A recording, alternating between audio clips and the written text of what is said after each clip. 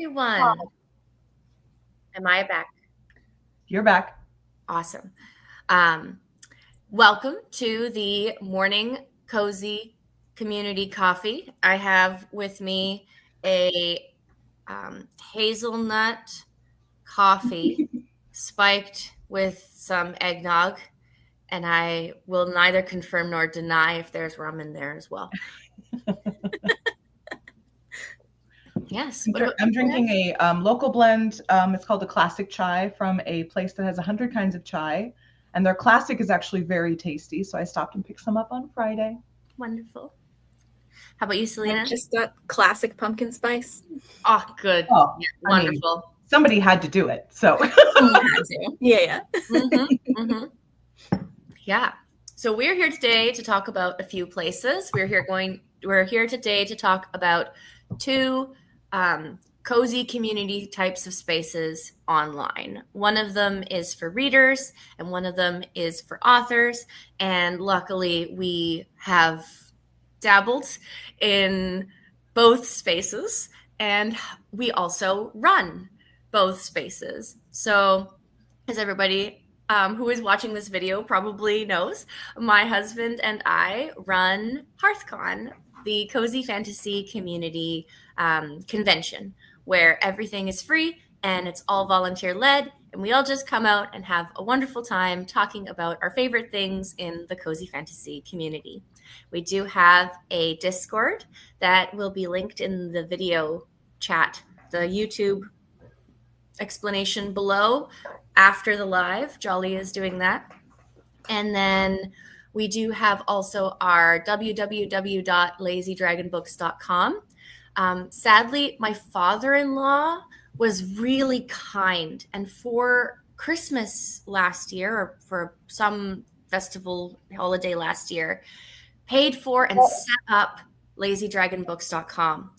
And he did it in such a way that unless you type in www, it goes to a 404 error page. There is no way for us to fix it. But we love him. He's very sweet, and we're very, very thankful. Thank you, Jolly's dad.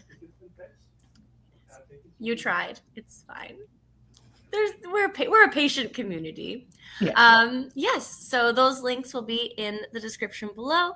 Karryn, take it away. Do you want to take it away? Do you want to talk about the Day Away sale and your Discord? Yeah. I also just want to give a shout out that I was thinking about this last night. There really should be a little box for Stephen Rowland because he started the Reddit thread of Cozy Fantasy a couple of years ago, and he's such an important part of our entire genre. It's such a I think Fireside Fantasy as well. Like Mysti and I are the first to admit ours are like one-time or multiple-time events, whereas you guys, SL Rowland and Selina, have created perennial placeholders that people can form community and talk. And I think that's a really, really important place. And I know SL had an event yesterday. Anyway, he's here in spirit and I think in the chat. I run Cozy the Day Away. I started it about 2 years ago. Like Mysti, I went to some of our big names in the community and said, hey, I really think there should be like a Stuff Your Kindle for Cozy Fantasy, and I'm scared to do it. Do you want to do it? And they went, nope, we'll come if you do it though.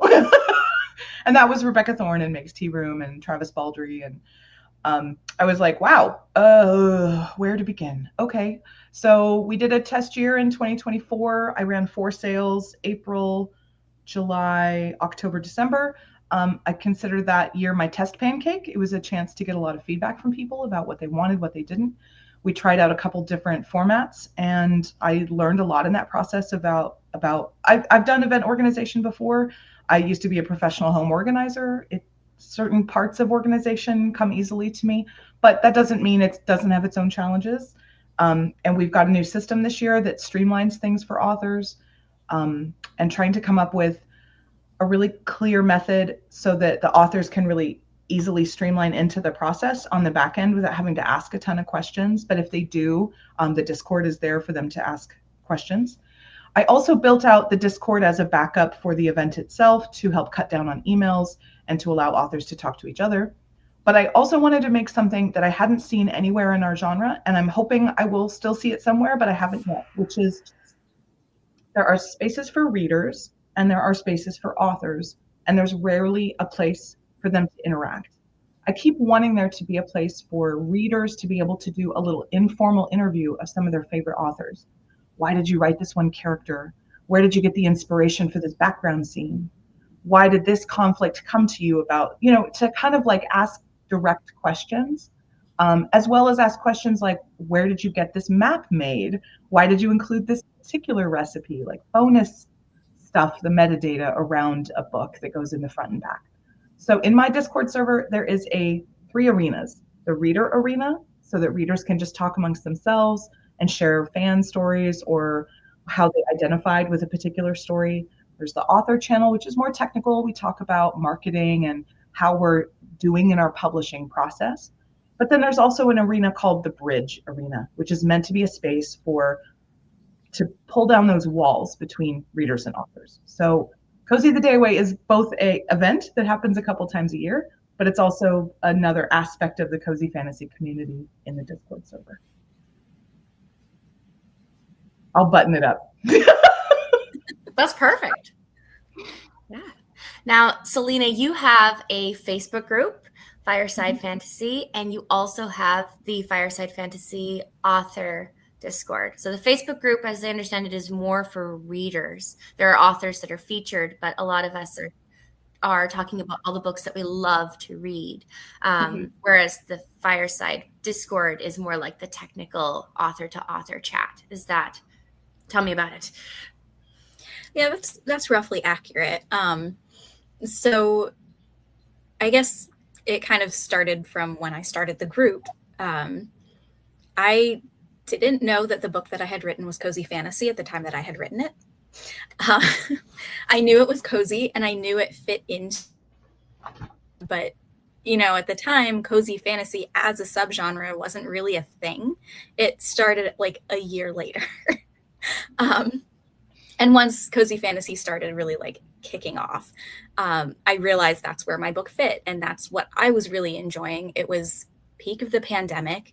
A lot of us were fatigued with the constant like anxiety and stress and just wanted an escape and something cozy and comforting that we didn't have to worry about.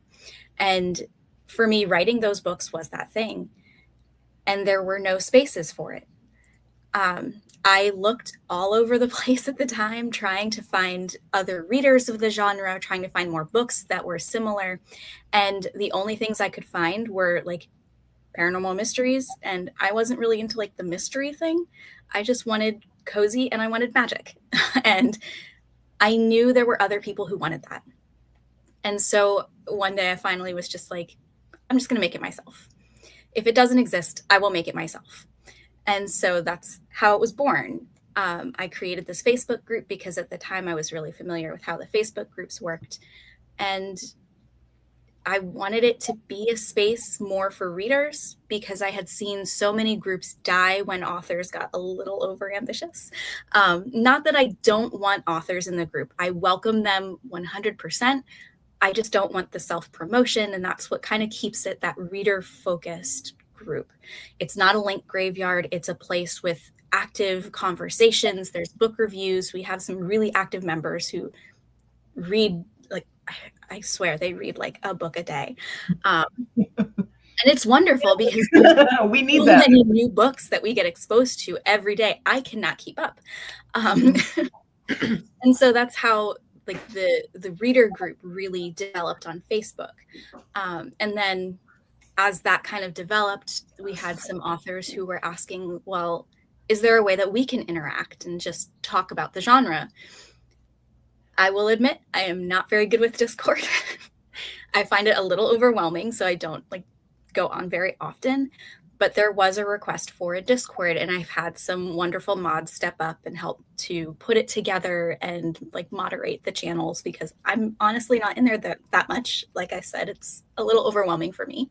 But it became a place where authors can just sit and chat together.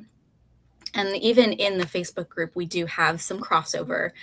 There's posts every Monday where authors are allowed to share, hey, I have this new release. Hey, I have this sale. Do you want to beta read my book? Things like that. 100% love that crossover. And then there is one author chat on Saturdays that's open for any authors in the group to talk. So that's kind of the story of Fireside Fantasy, I guess. And it seems to have really resonated with people, which really warms my heart. I know I've gotten a lot of messages over the last few years about how many people find it to be a warm and welcoming space that they just love to visit. And that makes me feel great. So that was the goal all along. Can I give a shout out to Phil on your Facebook group, who does the most in-depth, amazing reviews of cozy fantasy? Mm-hmm. He's wonderful. Yeah. Phil, if you're here, we love you. Phil. Every time he posts a new review, I'm like, this is amazing. I need to know about the book, because he goes hardcore on those reviews. Like, every time, like, this is going on my TBR, because I'm actually grateful for Fireside Fantasy, because I basically couldn't have started Cozy the Day Away without Selina. Mm-hmm. Selina was one of the first people that I reached out to. I can't start a sale unless I convince authors to participate. And I went to her and to Stephen, and I said, you both have lists online, like a database of authors. Mm-hmm. I don't even know where to begin. I know like 5 people, and they were like, yeah, here's a list. And I just started emailing people gently. So Selina, mm-hmm. Cozy the Day Away wouldn't exist without you. Thank you. I'm really happy to hear that. I think there's one other network, I guess, that kind of was born out of Fireside Fantasy, if I can say that. I feel like he's been in and out in different places, but if you have met Scott, he heads up Cozy Veils, which is a shared world author project. Right. And that kind of kicked off with the group similarly, finding authors who would be interested in that. And it's really grown from that. So just a shout out to Scott for all the work that he's done on that. That was great. There's a question in the chat about who is Phil. I'm trying to find his last name. Do you know it off the top of your head, Selina?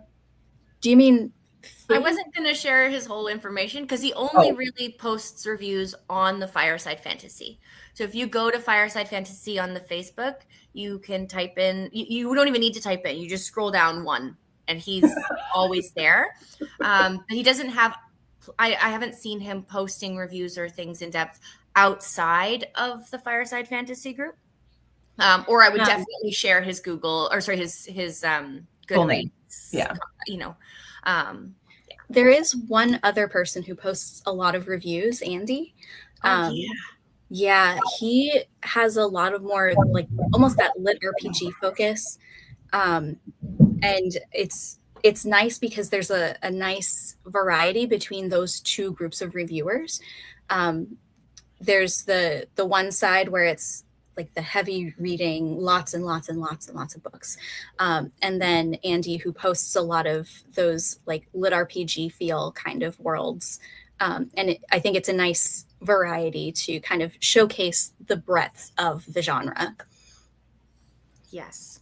Can I answer another question about the Discord? Somebody was asking about the Discord that was mentioned. I'm not sure if they meant mine or Selina's, but are we able to put the Discord link to the invites in the chat? After this, I sent all of the Facebook links. Sorry, I put every single link to the conversations we're talking about in a Facebook chat to my husband, who's over there moderating.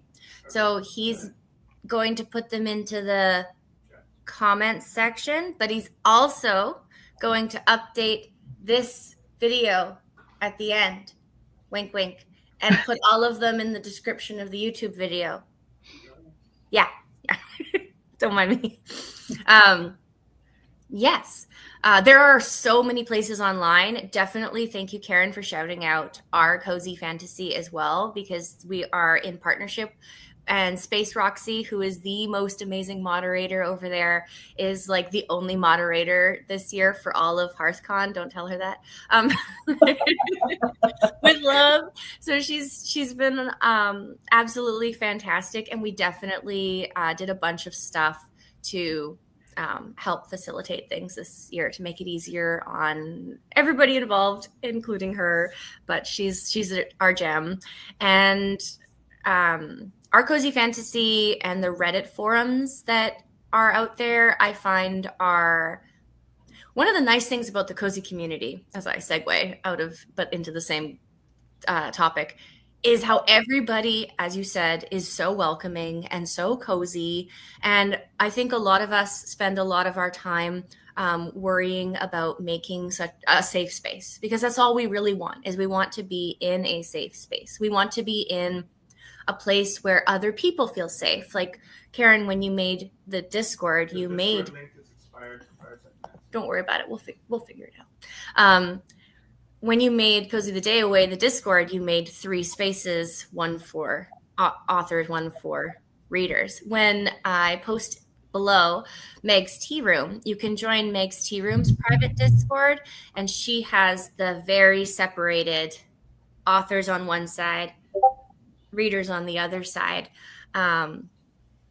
And I know it's harder to manage too, but I do like the fact that there are no authors primarily in the Facebook group for Fireside Fantasy, because when I go on there, it means I'm just experiencing cozy fantasy as a reader. Like I can talk about all the things I love reading. I don't have to put my business hat on, which is so refreshing. Karryn, I know you're not affiliated with Casey Blair's Cozy It Up, but you're the person I know knows the most about it. Would you be able to shout out Casey Blair's December Kindle thing as well? Actually, I don't know a lot about it, but I'm happy to share what I do know. So when I started Cozy the Day Away, I was the only one doing a group flash sale. I'm pretty careful not to say stuff your Kindle, and I've got some specific reasons for that I can get into if it's relevant. Oh, yeah. It's all on the website. But Casey wanted to also start something similar, and I reached out to her a couple months ago, and I was like, hey, I hear you're also doing a group flash sale. As organizer to organizer, I would love to just say, can we be in touch so we don't have any conflicting dates, or if there's anybody who's got questions about my event, I think we should just be in touch.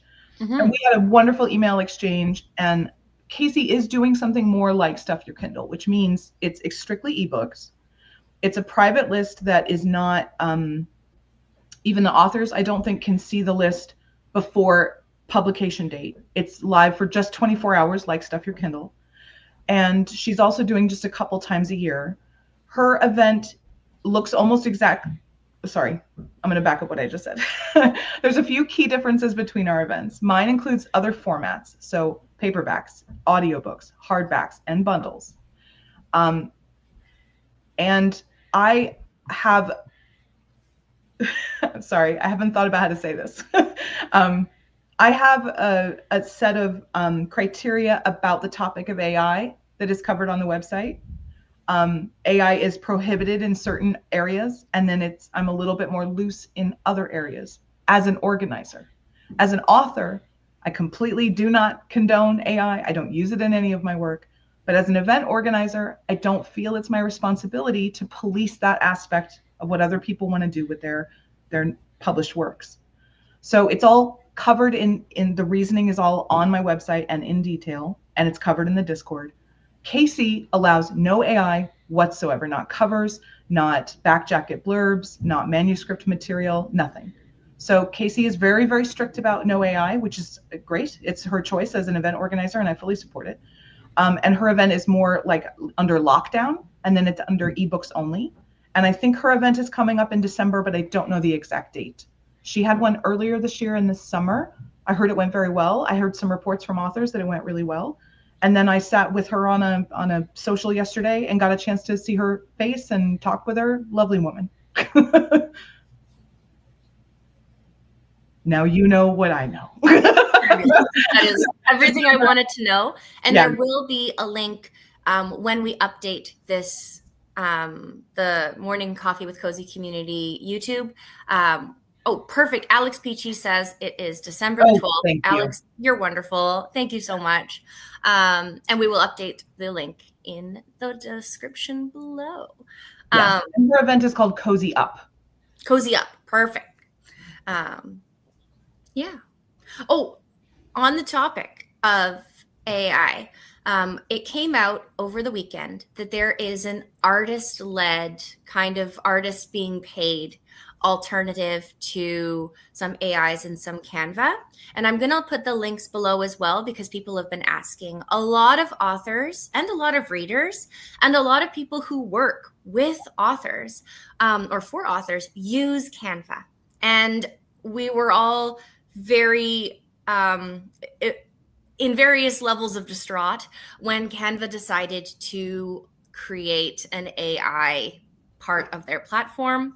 And now authors who are paying for these stock images cannot discern whether those stock images were created by the Canva's AI and slipped in to the stock images, or whether they are just regular stock images. And so it's caused a lot of problems because a lot of the authors and artists and graphic designers who use these images to create cover artists that authors are paying them for can't trust the material itself. So someone said that there are two artist paying AI art services. So the artists are paid for all uses of their images, and it's not perfect. What would be ideal is obviously AI free stock image Canva. But if anybody is looking for something that is more ethical and more paying towards artists, we will be posting the two links below. And I will just say them out loud. Oh, I closed the Discord. So one is called Tess.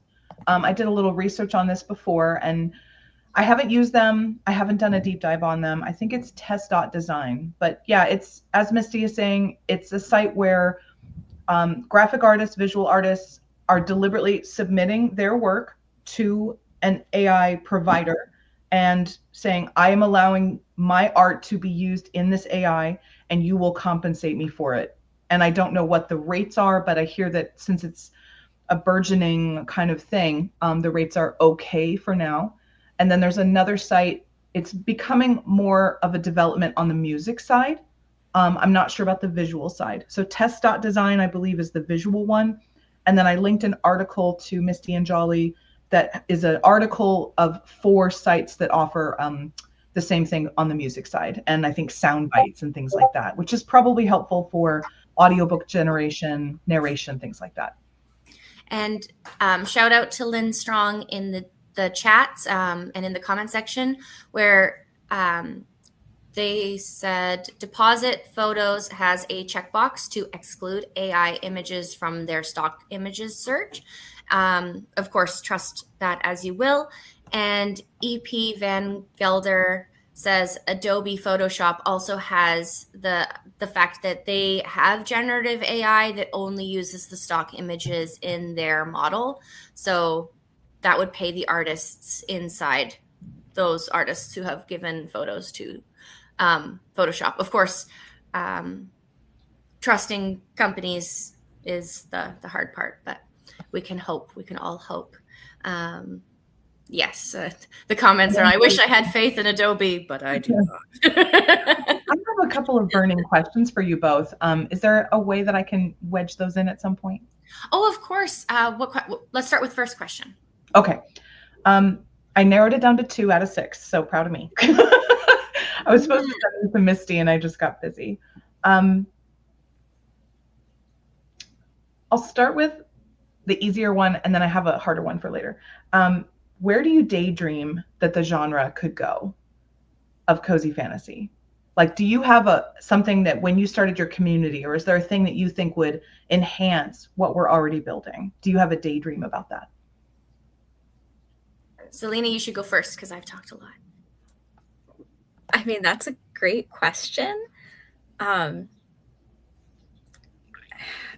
think the most daydream that I have about it, because most of my daydreaming is just about the stories themselves, would just be like having that community and having it be more recognized as like its own thing. Like, I know, like Kindle categories, for example, like having a specific way to find these things better. None of these things are foolproof. And so a lot of like irrelevant things kind of filter their way in when they're not really the genre.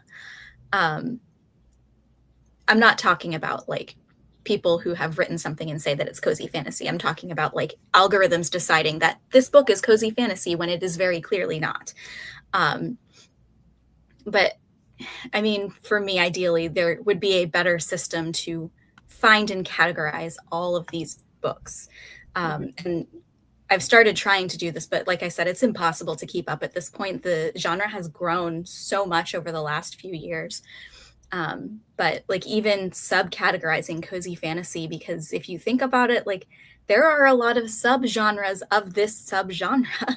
There's temporary, there's high fantasy, there's lit RPG, there's mystery, there's romance. Like every other genre is also inside this genre. So like if you're looking for very specific things, sometimes that could be hard to weed out. So my daydream would be to be able to find exactly the type of cozy fantasy that I would want to read at any given time. Yeah. What about you, Misty? Do you have a daydream for cozy fantasy that you would love to see happen? I Either definitely, as an organizer or as an author? I definitely, for anyone who's coming into HearthCon for the first time, I'm gonna just touch on Selina's comment, because yesterday I found out for the first. John, darling, your foot is in the camera.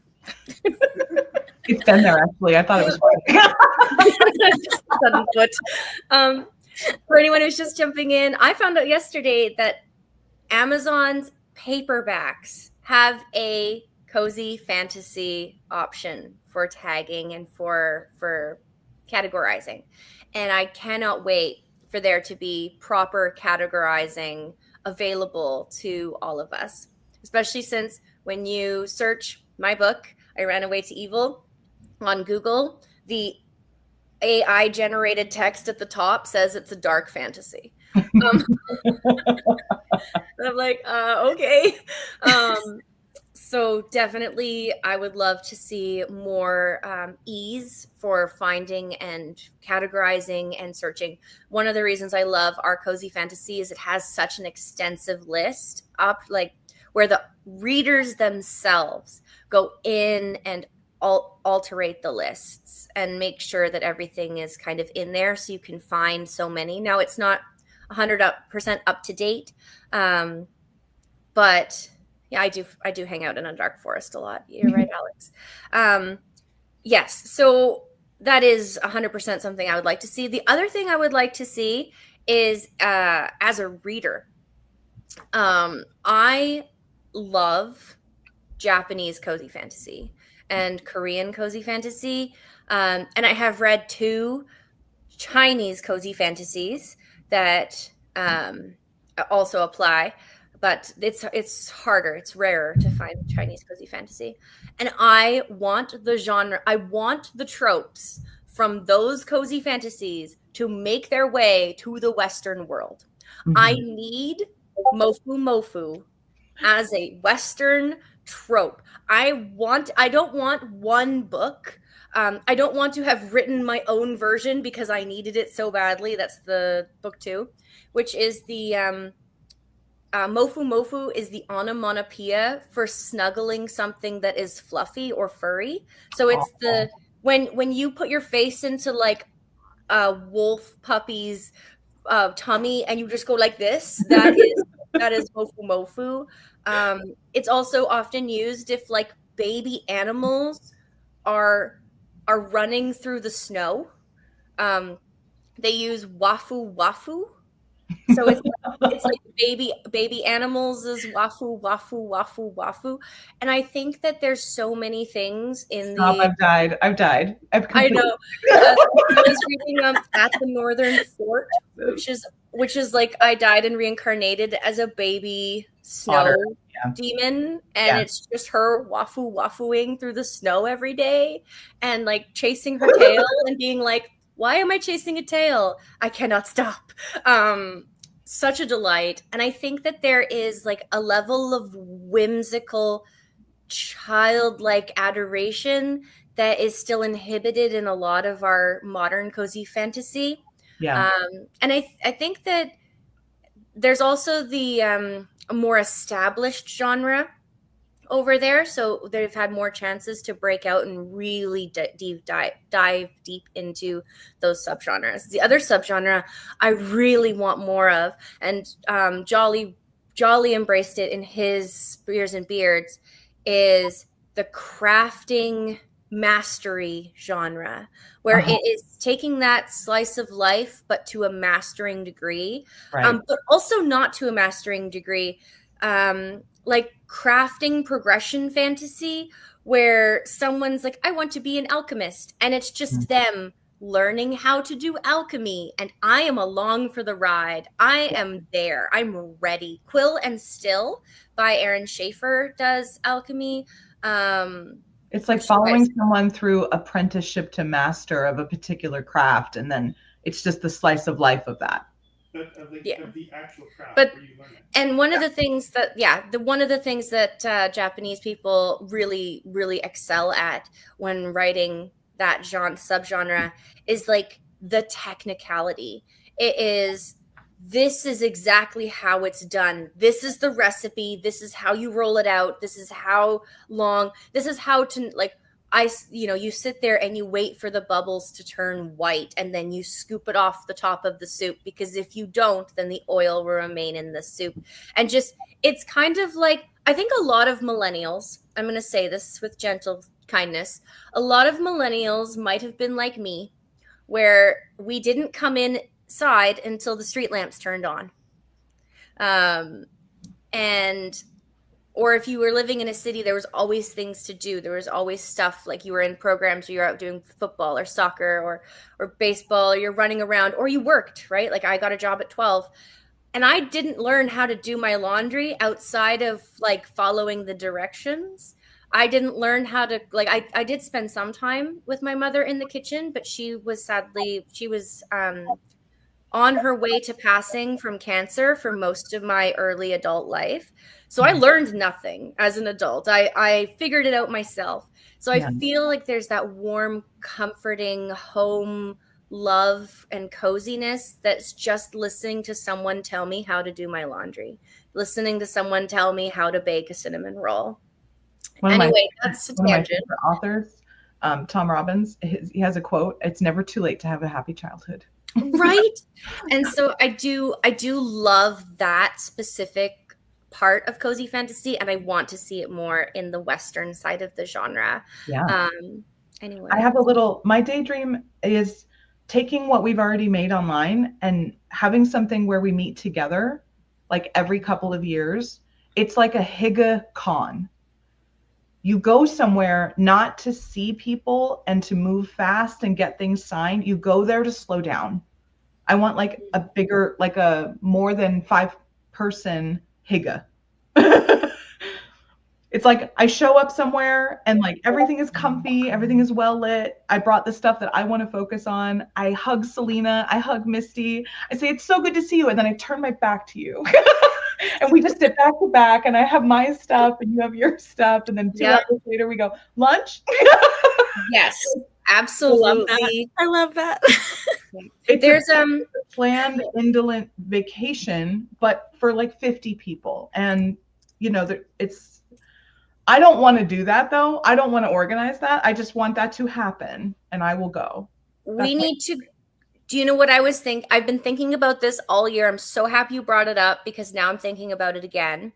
Joko is the cruise that Meg's Tea Room goes on every year with the Bindery folks. Oh, right. Yeah. We all know Bindery has so many cozy fantasy. So definitely shout out to Bindery and Meg's Tea Room and Easy Cat. And they're publishing so many. And they're actually publishing, as people were saying in the chat, they're publishing a BIPOC author this Tuesday.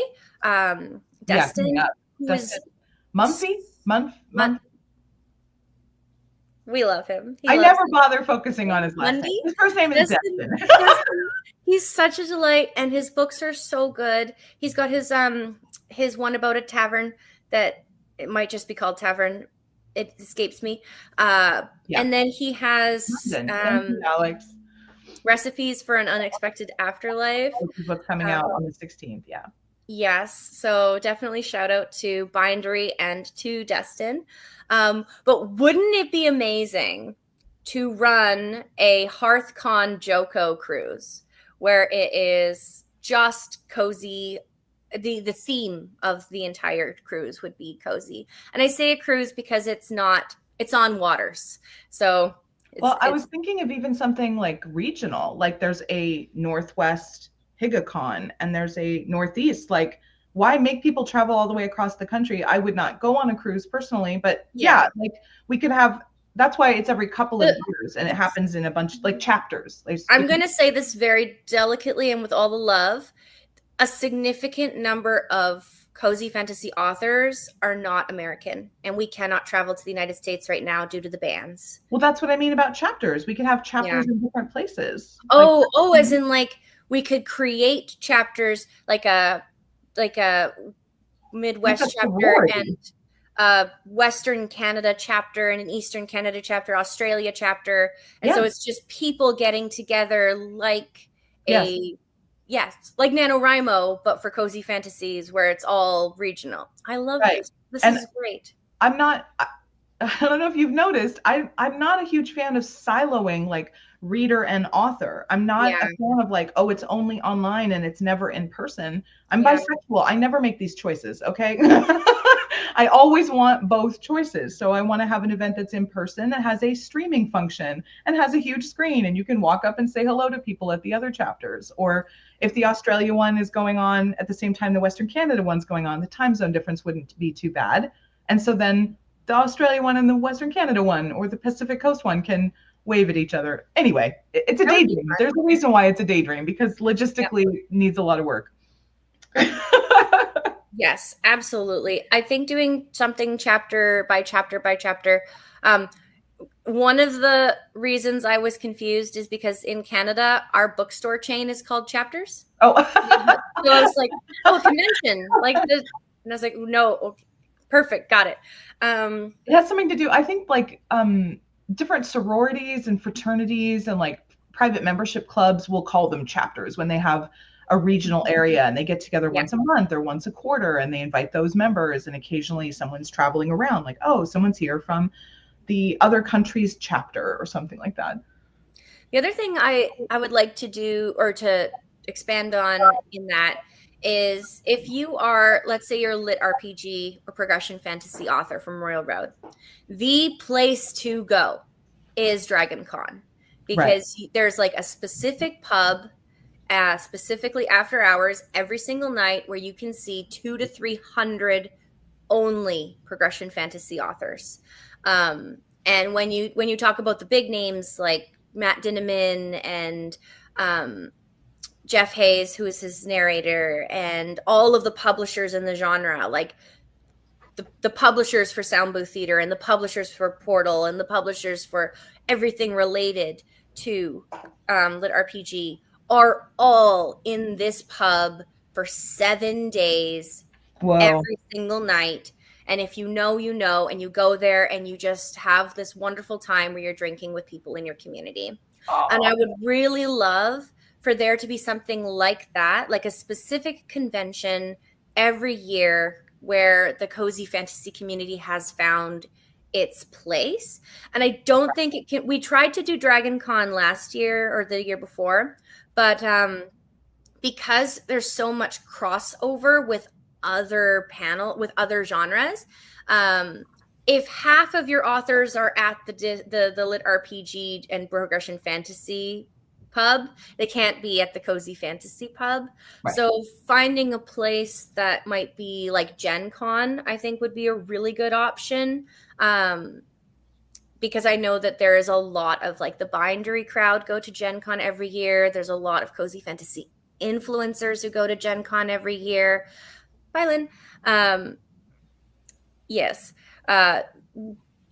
So we are at the 10-minute mark as well. So if anybody has any questions, now's the time to start posting them in the comments. I did have another question for us, but I also want to just check in with Selina if she has any burning questions for. I mean, I honestly just came in happy to chat about community. So I did see earlier there was a question in the chat that we didn't answer, and that was just Scott's last name. It's Scott Walker, but he writes in Cozy Vales as L.A. Scott. So you can find his Cozy Vales stories that way. Yeah. So while we're waiting for some questions to come in the chat, I do want to introduce this topic that has been on my mind for a bit as an organizer. And certainly now that I'm in front of some other organizers, I would love to really dialogue about this for just a couple minutes. As could be predicted, but still is of a concern, is the whiteness that is ever present in cozy fantasy. So I wanted to talk about how can we decenter whiteness, or how can we as organizers make space for diverse authors to feel included and celebrated in the events that we run. Because when these things take root early on in genres like ours, or events like Ren Fair or Burning Man or something like that, they can just grow to a degree that it's really hard for those diverse and marginalized communities. And I'm not just referring to people of color or global majority, I'm referring to disability communities and other marginalized communities. How can we very deliberately try to really emphasize an included and celebrated space as event organizers? Okay, so I pulled open my phone because I'm going to try, if I can, to find it, but I might not. One of the number one things I think will help diversify cozy fantasy is three things. One, introducing the genre into spaces where BIPOC authors and diverse authors are. Two, shining light on those voices, or convincing, but I'm going to say shining light on those authors, but more important, the number one thing is convincing authors in those spaces that they want to write cozy fantasy. How do you convince someone who is in a position that is very uncozy to speak and to write and to embrace the genre?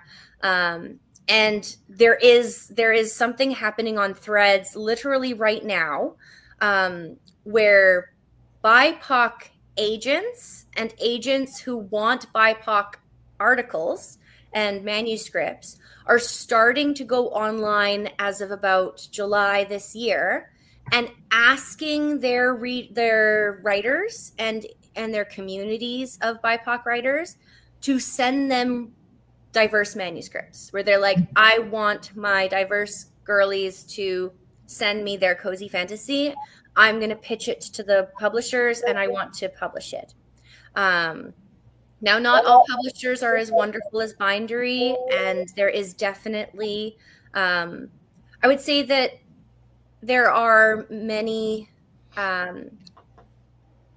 there are some traditionally published diverse BIPOC representation.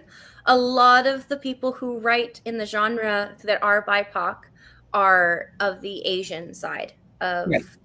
So we have the amazing Julie Leon, and we have many others. But I do think that there is a wave right now, just because I have seen so many BIPOC agents or agents who are looking for BIPOC cozy representation. And we all know that the publishing industry is so slow. So I do think that in the next year or two, we're going to see a lot more of those books. So then it'll be on us, the people of the community. It'll be our responsibility and or our joy and pleasure to welcome those voices in, to make sure that we have a spot for them at the table, to not just create a BIPOC panel, but to invite them to every single panel. And because they're just authors like us, and they deserve their words to be read and loved and appreciated for what they are, and their stories to shine for what they are. So that's why. In my case, I'm gonna be calling out on social media a bit more to both hear and see what marginalized communities consider cozy, like what you were talking about earlier.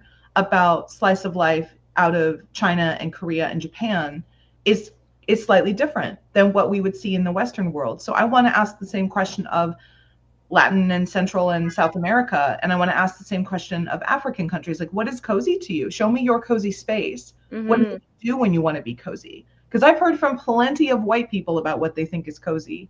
And I hear the same thing that is cozy for me. But what is it somewhere else? What does it look like? Is it, I'm going to be interacting a bit more and being a bit more aggressive about making sure I'm asking, what is cozy to you? How can we get you in this space in a way that you feel immediately accepted and that you want to interact in this community as a reader, as a writer, etc. I tried really hard to bake in a bunch of different categories into Cozy the Day Away. I took a look at what Stuff Your Kindle does. Right now, they still have one diversity category, and it's just LGBTQIA. And that project has been around for 10 years, and they do multiple events a year. So I hope that they include more going forward.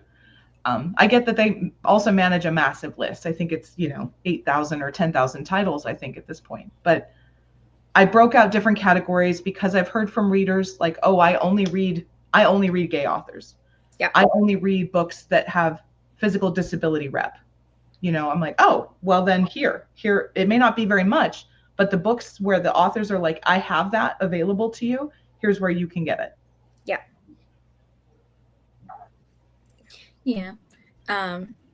In the Fireside fantasy side of things, I do like author spotlights every week.